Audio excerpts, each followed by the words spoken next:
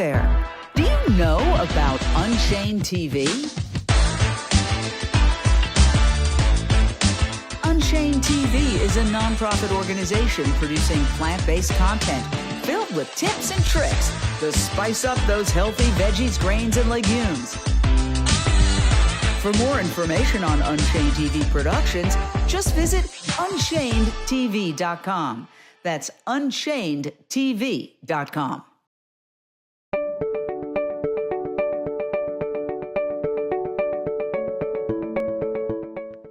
Hello and welcome to another episode of Documenting Reality. Today we have a threesome, or is it a foursome?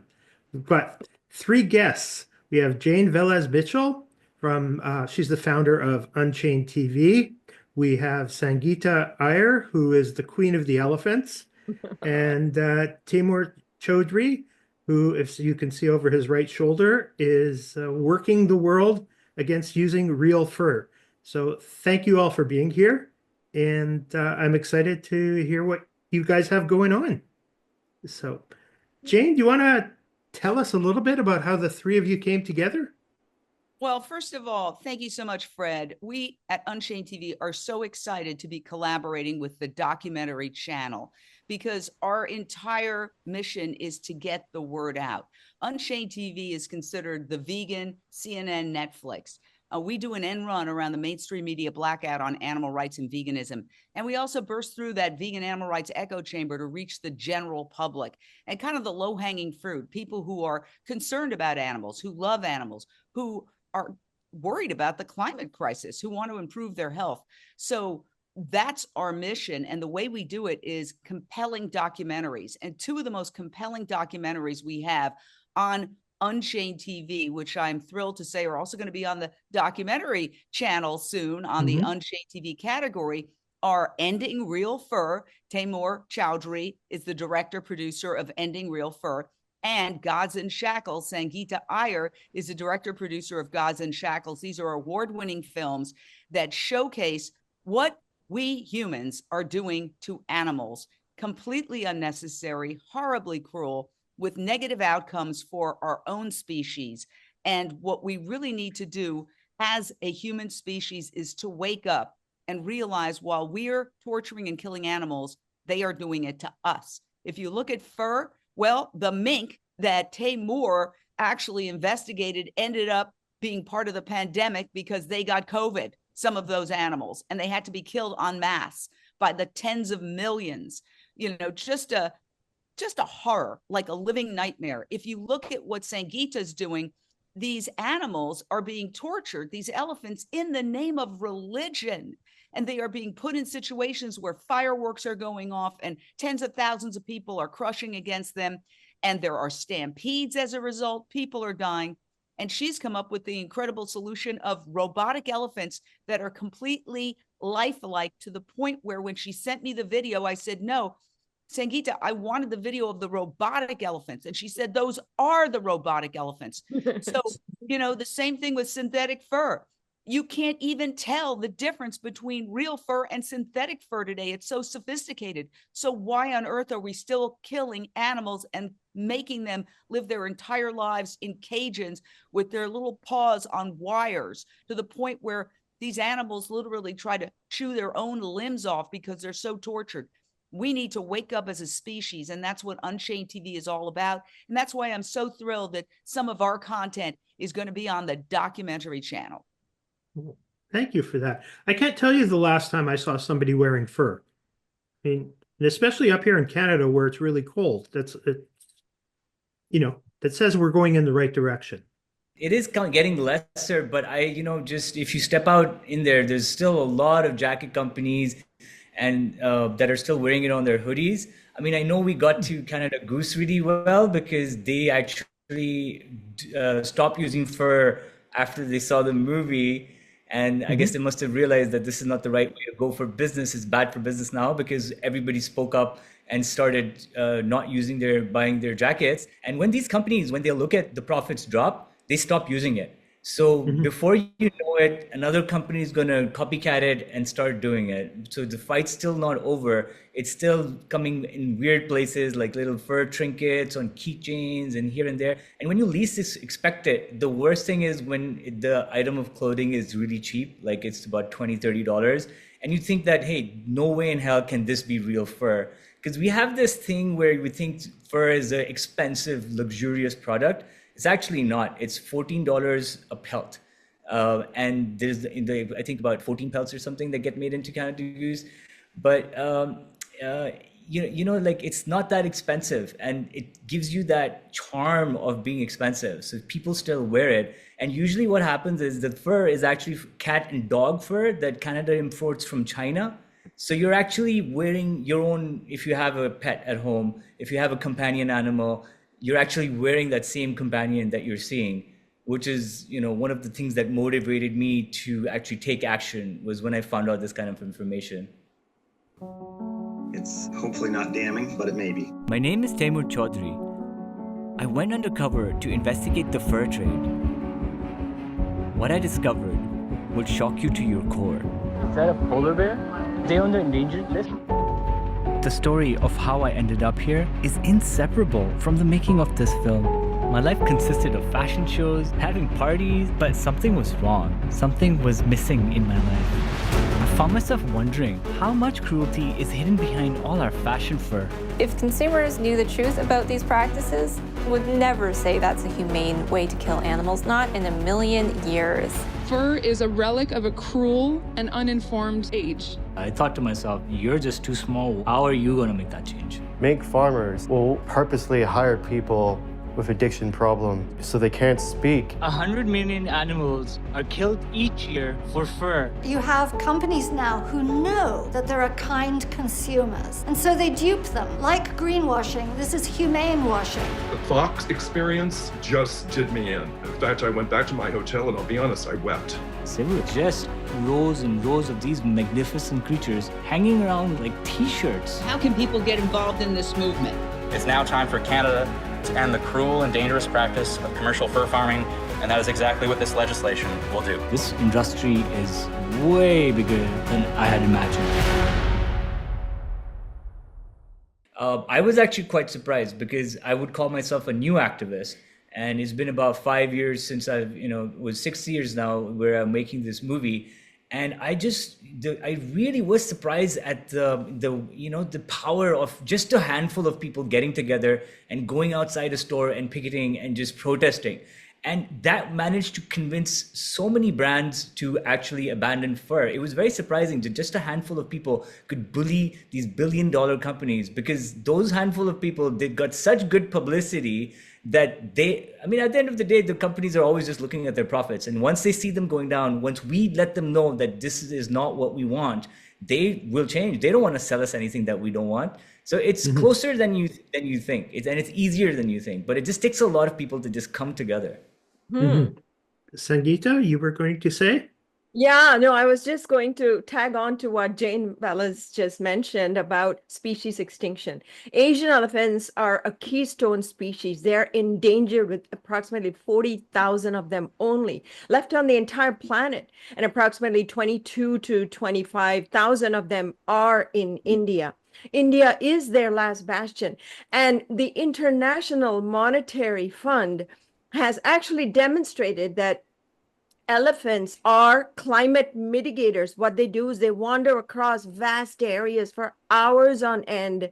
They disperse seeds in their dung, and each elephant dumps about 300 pounds of dung per day. And that dung has rich seeds because elephants are unable to digest everything they eat. 65% of what they eat comes out. And it's filled with rich seeds, and these seeds are dispersed as they wander across the forest, and these seeds become trees, especially hardwood trees that sequester a lot more carbon than softwood trees. Yet you see that elephants are being abducted from the wild, torn from their families, these baby elephants tortured to submission and exploited for profit behind the insidious veil of culture and religion. There's not a single Hindu or Islamic or, biblical scriptures that mentions that if you used elephants, I'm going to be really happy. There's not a single scripture. Everything, these religious memes that are created by humans so that they can gain, and it's all for profit because each elephant is leased out for like 8,000, 10,000 US dollars per day. And so they mint a lot of money, and yet they deprive these elephants of the basic necessities: food, water, shelter. They're paraded on hot, melting tar roads, and they have soft-footed foot or feet. And imagine the tar getting stuck to their feet, and they're forced to walk beneath the scorching sun, no food, no water. Some of them are even drugged so that they can be controlled. Some of the elephants who are in their must, and worse still, in the state of Kerala, they use bull elephants. And bull elephants, they come into their annual must cycle. It's their sexual peak when they're in the forest, mating, wandering across vast areas, finding mates and romancing, and these kinds of things that humans do.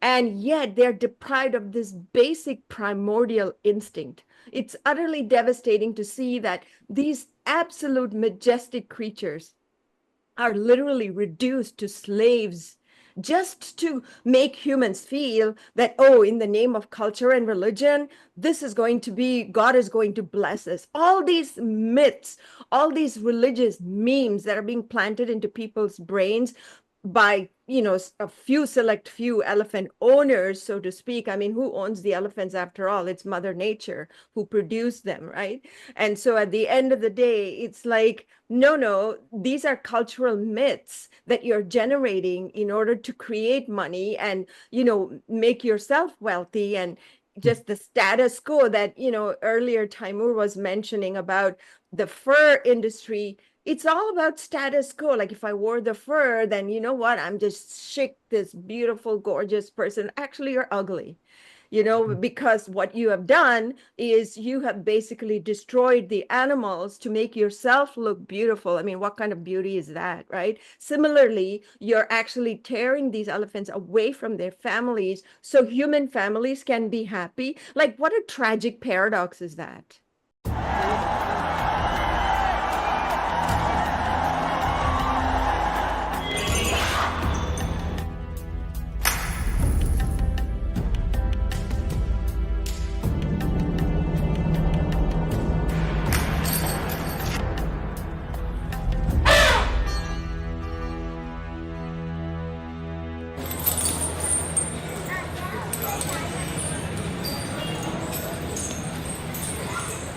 So I just want to take a second to reiterate Jane's credentials, because when she talks about how the mainstream media works and how they're blacking out these issues, she knows. I mean, Jane was a longtime anchor at CNN.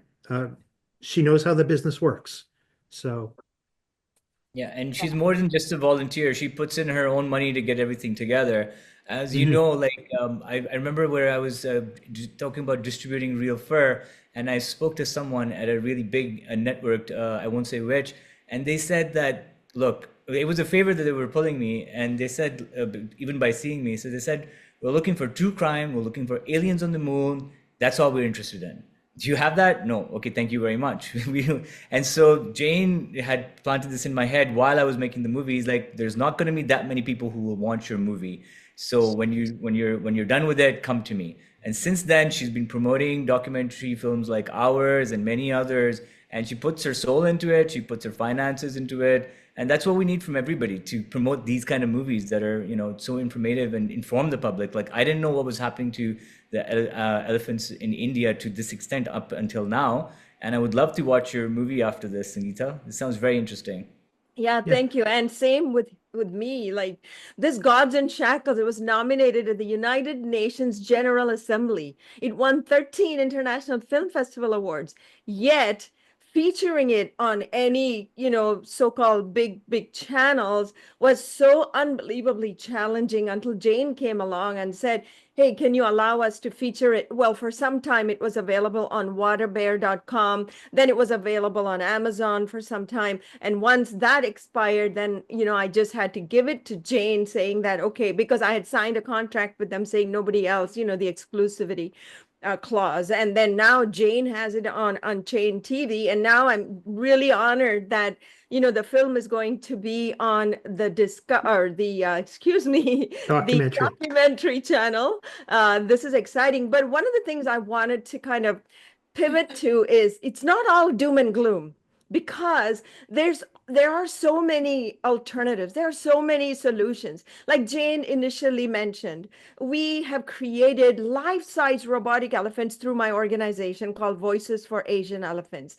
This is a nonprofit that I created to address exclusively the plight of Asian elephants, both captive and wild. And so, people can become part of our movement. And so you'll see, like, Jane herself was involved in sponsoring a portion of a robotic elephant that we're really excited to be launching this October. And I was going to send you a text message, Jane, that we have just given the advance to the designer because yet another person has come on board because of Jane's contribution. It became a cascading effect, a ripple effect kind of thing, where somebody else came and said, I want to sponsor the whole robotic elephant. So instead of one, we're now going to sponsor 2 robotic elephants in October. And I'm traveling back to India. And so people are actually looking for solutions. People are actually looking for, hey, I see this problem and it's overwhelming, but what can I do? This is what comes to their head all the time. It's like, okay, this problem is too immense for me to comprehend. I can't take this anymore, but I'm willing to help. And that's the kind of support that, not only Jane, but also one of her own supporters have been generous enough to contribute. And so this is how we create a cascading effect, talking about, compassionate spread of awareness, while at the same time, not just awareness, it's implementing available solutions that can make a big difference. And the other thing we have done just this past week, and this would have been Unchained TV's exclusive news, which is we just purchased a 12-acre plot of massive corridor land to connect 2 forest patches for the elephants to walk through. We're now planting saplings and water hole. And yeah, that's so exciting. And we are extending it now. Our board of directors have expanded it to an additional 6 acres. And we're going to continue to buy the entire 120-acre plot of land so that these 2 forest patches can be connected. And we have elephant bearing fruit friendly saplings that elephants can consume. No cattle will be allowed to graze. No humans will be allowed to go in there. We're going to put bamboo fencing. We're going to have security guys looking after this. So we're so excited about the expansion. So there are solutions. I'd like so to say, go ahead. Just to help people get their mind around why we need a robotic elephant. Is that so people will stop using traditional elephants as labor sources? Yeah, thank you. That's a really great question. So live elephants, live bull elephants at that, are being exploited for profit in the name of culture and religion. So as I mentioned, all of the suffering that they go through, but aside from that, they're forced to stand shackled, and elephants wander across vast areas 15 to 18 hours a day. And so they cannot stand. So what they do is they can't take this and they run amok. When they run amok, elephants are beaten up. They use these spiked shackles to capture them. Humans are getting killed. So it's a lose-lose situation for everybody. And so this robotic elephant is an alternative solution to the live elephant so that your culture and traditions can thrive. Nobody is asking you to give up on your culture and traditions. So this is an alternate solution that we're offering, where instead of using the live elephants, you're using robotic elephants, which will not run amok, which will not be injured, which will not be hurt, yet traditions and cultures can thrive.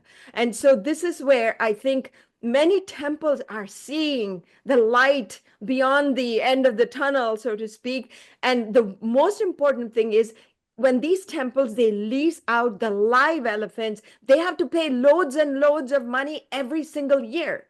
But once you have a robotic elephant, it's just a one-time donation. We are donating that money to the temples. You don't even have to buy the robotic elephant. We're not selling it to you. We're just offering it up. So you don't have to spend the money on an annual basis. Instead, you can use it to maybe enhance your temple, aesthetics, or whatever you want to do with that money. You can actually save it. And so many temples are seeing this is a great option.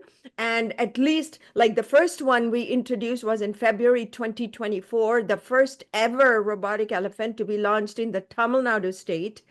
And then in Kerala, we launched another one this February. We're going to launch 2 more in Kerala in October, because temples are now asking. So the demand is rising and people are now seeing what we are doing. And so it's going to take time, but it's happening. So I'll get to you in a sec, Jane. If somebody wants to sponsor a robotic elephant, what kind of money are they talking? And who do they get that to? Yeah, thank you. So each robotic elephant costs approximately just $10,000 US, and they can donate that money to our organization, VFAES.org. That is Voices for Asian Elephant Society, VFAES.org.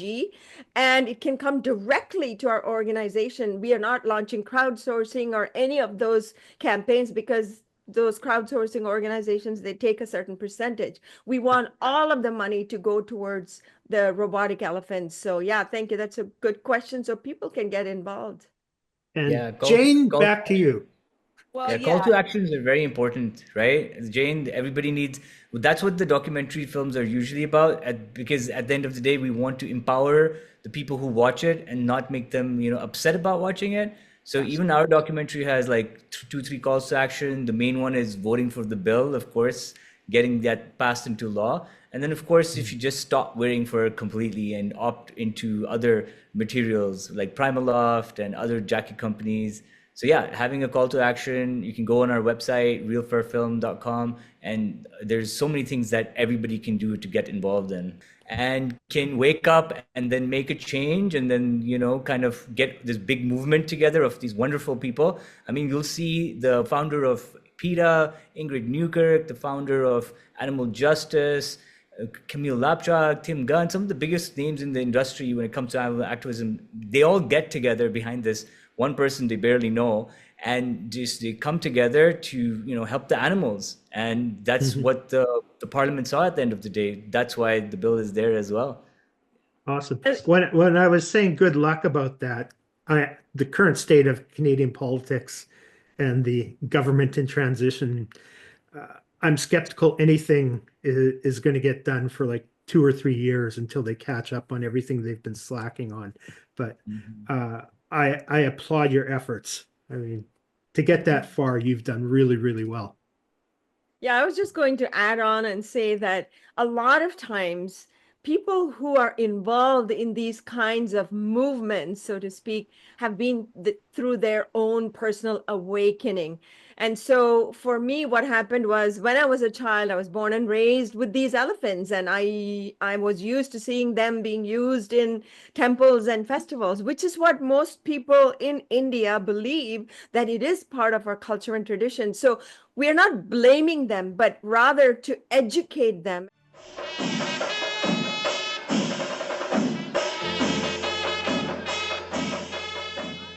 During the festival season, they don't get any rest. They require hours for feeding. So when the elephant is taken from one festival to another festival, where does it get the time to eat properly? Approximately 300 to 400 kilos of weight is what these elephants were carrying. Their bodies are not designed to carry so much weight.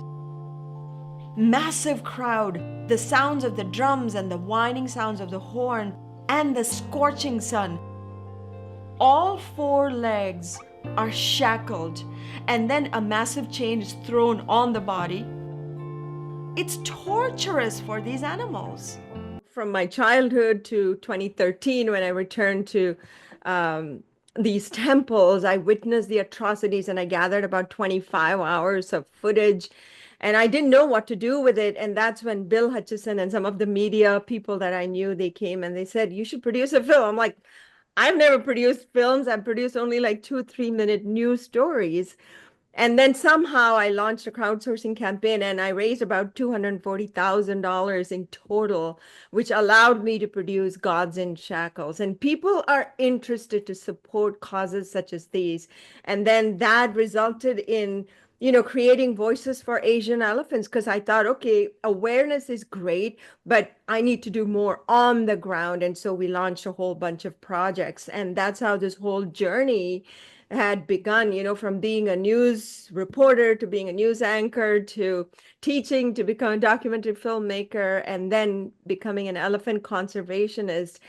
It is this kind of observation, some kind of awakening that happens to many of us individuals. And we say, okay, we're not going to be silenced. We're going to go ahead and do more than what we are doing right now. And even though you're faced with death threats, and as I was saying earlier, people have, especially the elephant owners, they actually wanted, or they sent me death threats, and some of them saying things like, if we saw you ever around the temples, we're going to toss hot oil on your face.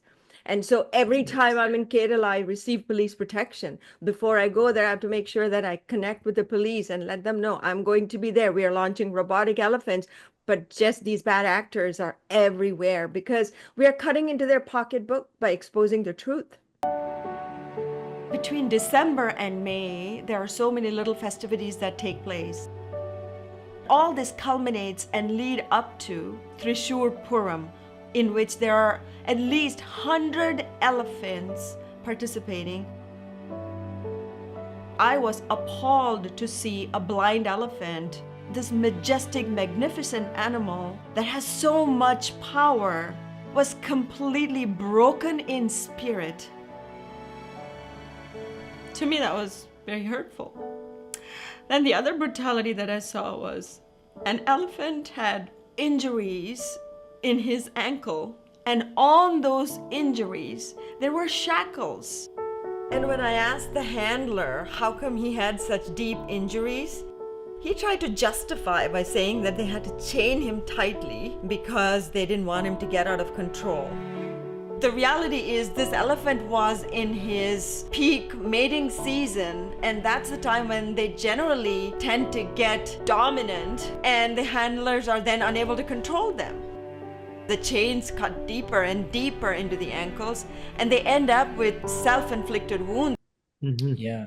It was very interesting what you said about the aha moment. I really am in such awe of that aha moment. I find that everybody that I've interviewed always has this beautiful aha moment, from Ingrid Newkirk to everybody, where someone from the animal world, some spirit, come and communicates with you, and you can't ignore it. You're meant to meet that animal who's going to bring you into that world and change you forever. My own moment was in the cattle market, and I was visiting in Pakistan, and there were about 500,000 cattle over there, cows, and literally I went inside for a school project with my camera, and when I came outside, I never tasted meat again. That was it. The horrors that you see, the poor animals that they have to go through in factory farming, and everybody has this wonderful idea of, cows eating grass and all that kind of stuff. It goes out the window when you see it firsthand. So I would always encourage people to go and see it for themselves. There's something still very disconnecting about seeing it on TV, where you're protected and you're not there. When you see it there, that's when you get that change. And that aha moment, I think, happens to everybody. So if anybody's out there and there's an animal that comes and touches you, I say follow your heart and don't pass up that opportunity. That's your signal. Mm-hmm. And Jane, I think you had a similar story, if I remember, how you became aware of what was going on in the food production with the cattle. Well, I was very lucky to grow up in a mostly pescatarian household. We actually thought we were kind of vegetarians, but we weren't. But I was on the journey. We did not have meat in the house, and excuse me, we did not have meat in the house.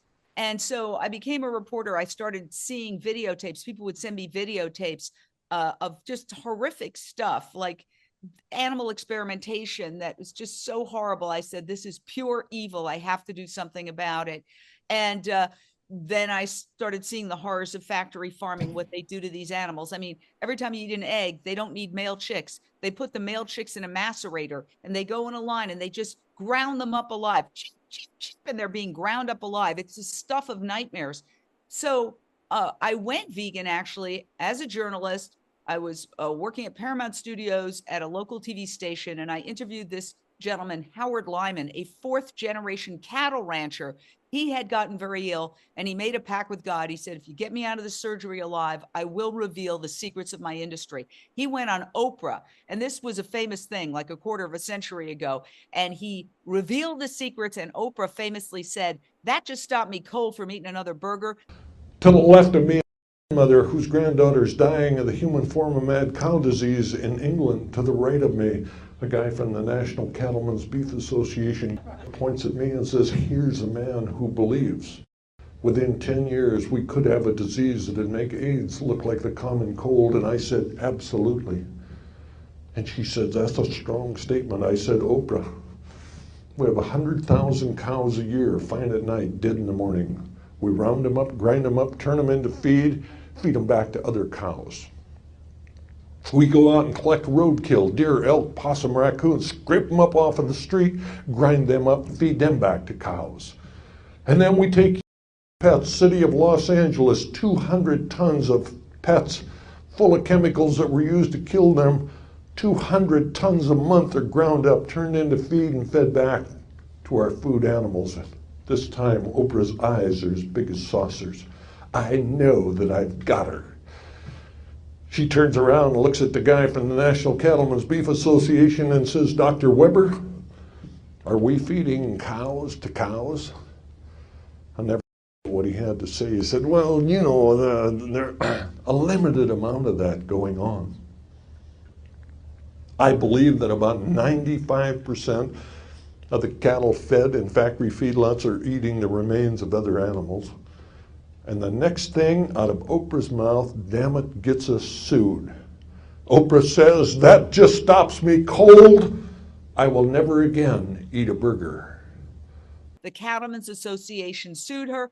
She had to move her show to Texas for a while. She ultimately won, but he became a cause célèbre, sort of famous for 15 minutes kind of thing. And I interviewed him, and afterwards he walked up to my cubicle and he said, I hear you're a vegetarian. And I said, yes. And he said, do you eat dairy? And I kind of hung my head because he just talked about the mother cows being raped. They're not making love on these factory farms. And then the mothers have to be pregnant to produce milk. People don't even know that. The babies have to be taken away from the mothers so we can steal the mother's milk. And they scream and they cry. And, you know, every mother wants to be with her baby and every baby wants to be with her mother. That can't happen in the dairy industry. So I said, yes, I still do eat dairy. And he went like this, right at my nose, liquid meat.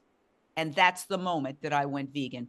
Now, people say, don't confront, always be gentle. But if he had just said, well, I think you should consider blah, blah, blah, I probably wouldn't have heard it. But when he put his finger right at my nose and said liquid meat, I never touched dairy again.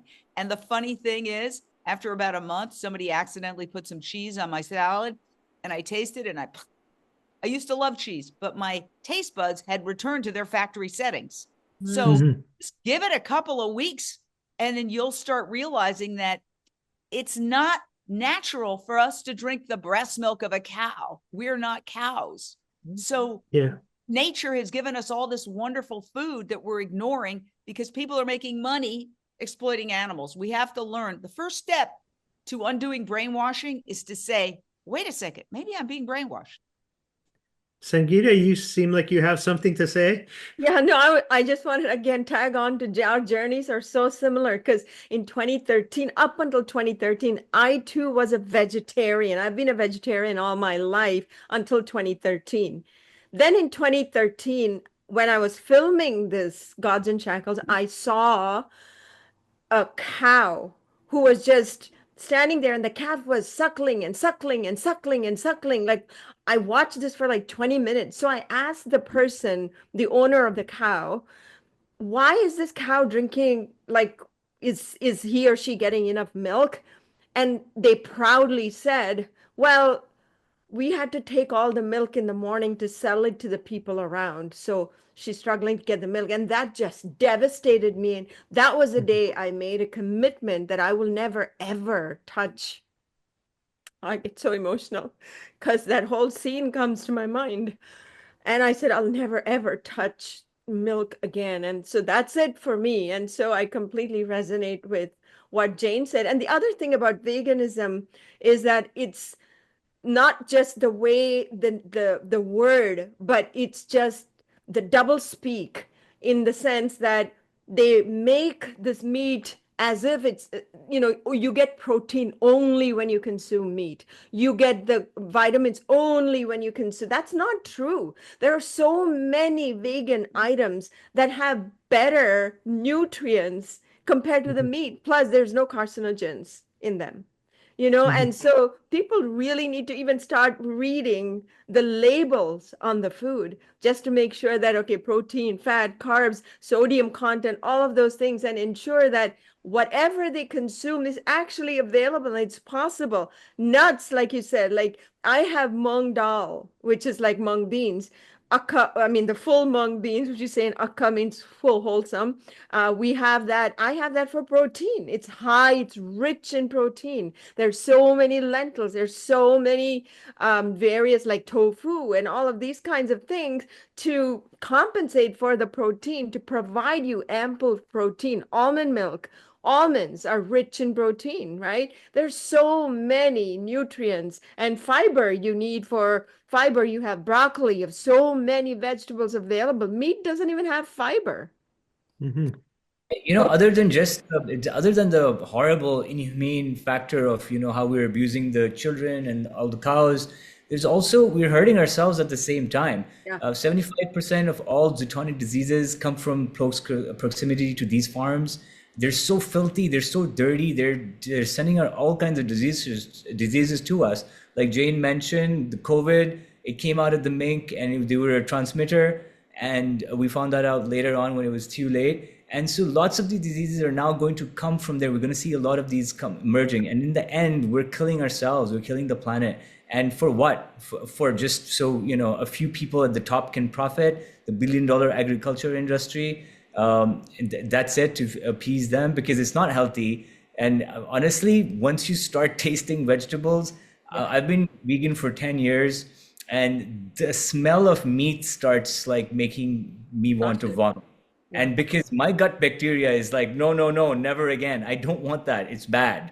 And so you can do that to your gut bacteria too. You can kill the ones that are not good in a few days and get the plant-eating ones. I think most people don't realize that it's actually your gut biome and all those little bacteria and healthy viruses in there that basically control everything about your life. So so I think this would be a good point to wrap. So Taimoor, do you want to start off with telling people how to get a hold of you and show interest in your projects? And then we'll go to Sangita and then to Jane, because Jane will probably take the longest. Yeah, well, like I was saying before, there's a call to action that's in the movie. We want you to be a part of the film. So if you go to makefurfarmshistory.com or to Ending Real Fur Film or to Real Fur Film, we're all over Instagram, everywhere. With just one click of a button, you can actually send a letter to our MP that you don't want fur farming. And Canadian MPs, they have to take action after 5 letters. So this will help us take our law into our bill in Parliament to the second reading, and then there'll be a third and there'll be a vote, and we can actually get rid of this. Other than that, you can also see a lot of different options that you can wear if you're just trying to understand how can I make this switch, because the first switch is really hard, because you just don't know, it's unknown. But all of the information and the alternatives, such wonderful jacket companies are out there. There's all the information is over there, and you can get a hold of me over there. I'd love to answer any questions. Just email me. Everything is on the website. Thanks. Okay, thank you. Sangita? Yeah, me too. You can reach out to us at support, SUPPORT, at VFAES.org. And I organize monthly Zoom meetings with special donors and people who support our projects. Because one of the things that we have to be very, very honest about is without money, we cannot do the work that we do. And so, you can be part of helping us purchase yet another robotic elephant. You can be part of purchasing the plots of land. Like out of the 100 acres, we are just purchasing 20 acres this year. We still have 80 acres to go in order to bring these forest patches together and create like a harmonious coexistence and a sanctuary for wild elephants. You can be part of that. And the other thing we are doing is we are implementing the AI technology for EliSense, which Jane is a huge fan of. And this EliSense technology has prevented more than 1,339 elephant deaths on the train tracks, because elephants are getting killed at an alarming rate in India on the train tracks. So we are using technology. We are using the regular, planting saplings and water holes, plus robotic technology, everything possible. Whatever you can do to help, we would be so grateful. You can launch your own, crowdsourcing campaign or whatever you want to do. Check out our website. We've got all our projects listed there, VFAES.org. And I'll continue to collaborate with my beautiful Jane and give her all of the movies that I have so we can collectively make a difference. Awesome. How much do you have to raise to buy another 10 acres? Oh, another 10. Okay, so each acre costs about 5,000. So that would be 50,000 for 10 acres. Okay, just so people know what they're getting into. Yeah, absolutely. Yeah. Okay, and Jane, could you wrap it up for us? Well, first of all, thank you for having us on. Thank you for carrying an Unchained TV category on the documentary channel. And I know that our mission dovetails because there are so many important issues that just aren't getting out there on the main, the Netflix and the Amazon Primes of the world. So I also want to thank our two filmmakers today who are my heroes, Taimoor Choudhry, Ending Real Fur, Sangita Iyer, Gods and Shackles. They are doing such difficult and incredible work. And I just tell everybody, just download Unchained TV. You just go to your app store on your phone and just put in one word, Unchained TV. It's also on all your TVs with an Amazon Fire Stick, a Roku device, or an Apple TV device, or if you have a Samsung or LG TV, use your streaming devices, 2,000 videos, and they will transform your life and you will never look back. And just remember that, think for yourself, because what you're being told, consider the source. And there's many falsehoods. We need to expand our circle of compassion to all beings, all animals, if we want to survive as a species. Thank you. Thank you. Can you do that evil laugh again? That was awesome. Okay. That's funny. Thank you all for coming on the channel, and to everybody who's tuned in, thank you so much. Please like, share, subscribe, look at our filmmakers and TV producers and everything like that, and give them some love, and have yourself a great week. Thank you so much. I think that we've become very disconnected from the natural world, and many of us, what we're guilty of is an egocentric worldview, the belief that we're the center of the universe. We go into the natural world and we plunder it for its resources. We feel entitled to artificially inseminate a cow, and when she gives birth, we steal her baby, even though her cries of anguish are unmistakable. And then we take her milk that's intended for a calf and we put it in our coffee and our cereal. And I think we fear the idea of personal change because we think that we have to sacrifice something to give something up. But human beings at our best are so inventive and creative and ingenious. And I think that when we